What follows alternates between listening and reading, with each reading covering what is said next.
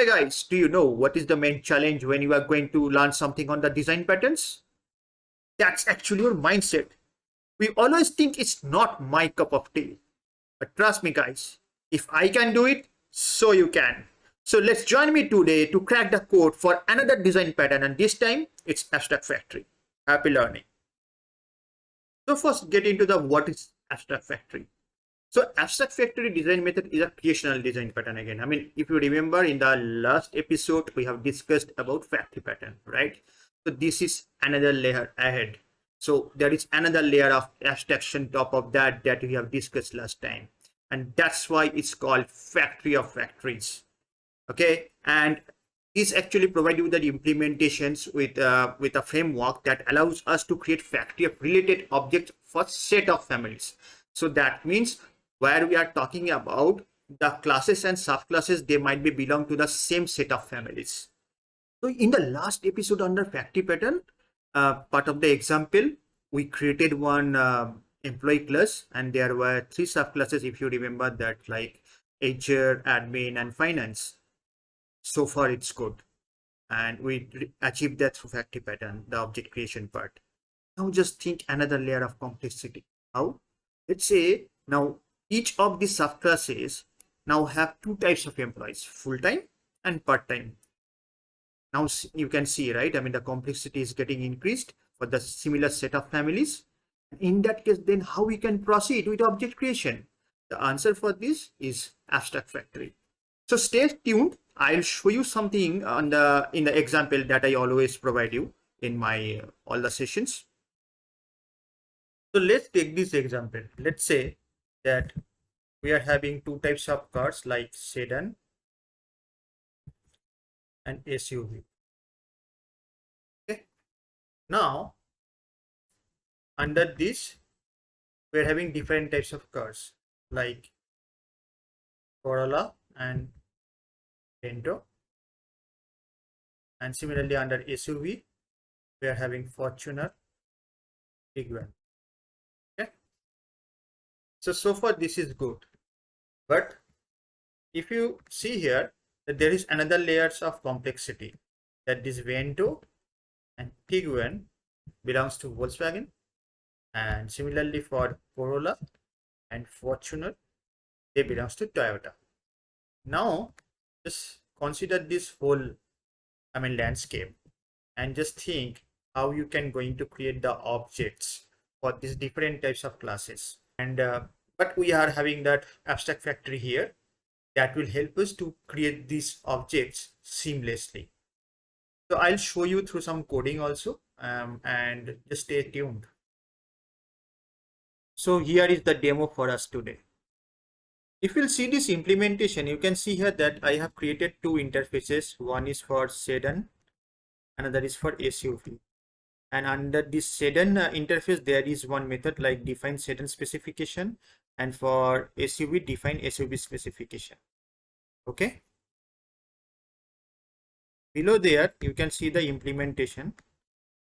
So I have implemented this iSUV for Fortuner, and then the other SUV types of cars like Tiguan. Similarly for iSedan is for Corolla and Vento. Okay, so inside that I have provided the implementation for this interface. Okay, but if we can see here that as I have also mentioned in the earlier that these types of cars belongs to different categories, different companies. So to create the object, what I need to do, I have created one master factory or master abstract factory. This is my abstract factory interface like iCar factory, which will have these 2 types of interface types of methods inside this, like iSedan build sedan and iSUV build SUV. Why we need this? Because as I mentioned, the car company should have 2 types of cars, right? Sedan types or SUV types. And so that I have created this abstract factory like iCar factory, and then down the line, if any new companies will come into the place, and if they want to get into this factory abstract factory pattern, if they want to get integrated with this pattern, what they just need to do, they have to just provide the implementation for this factory. How? See here. Below here, for Volkswagen and the other, I mean Toyota, for both the things, right? So this is for my Volkswagen. You can see here that iCar factory I am inheriting over here, and then I am what I am doing here, that SUV build SUV method was there, no, I mean under this factory, I mean under this interface. So inside this I am creating the object for Tiguan, because see here, this Tiguan, what is the return type of this Tiguan? Go up, go up, go up. Yeah, Tiguan is your ISUV, correct? And that's why you can go ahead and create that object under this ISUV build SUV, because both return types is same. Similarly for this Vento, this also belongs to this I sedan, and so I can go ahead and return this type. Okay, so as simple as that. Similarly for Toyota also I did the same thing, that for SUV I plugged it for ISUV for Fortuner, and then for I sedan I have plugged it with Corolla.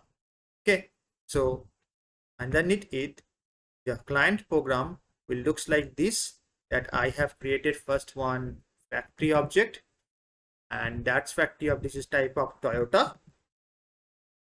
Through that I am just going to create I mean the objects for this build sedan and build SUV, and you're good to go. You are good to go with this object. I mean this var object now I mean will retain that value from this build sedan of Toyota, and you can go ahead and call this sedan specification and SUV specification. So if you run these things, it will looks like this.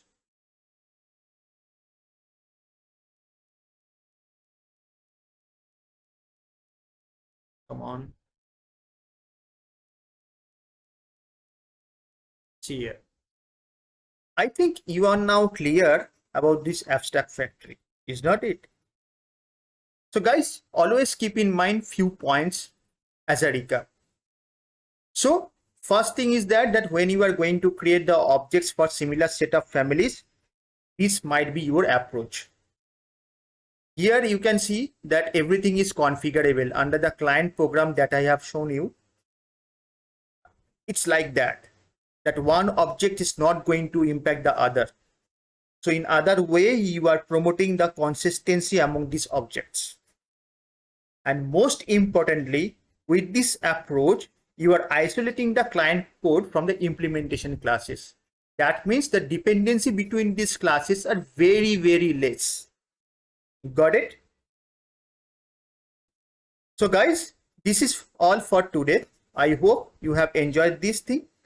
Please do subscribe and share, and also provide your comments.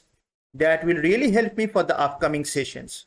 Till the time, stay tuned and happy learning. Thanks for your time. Thanks for your patience.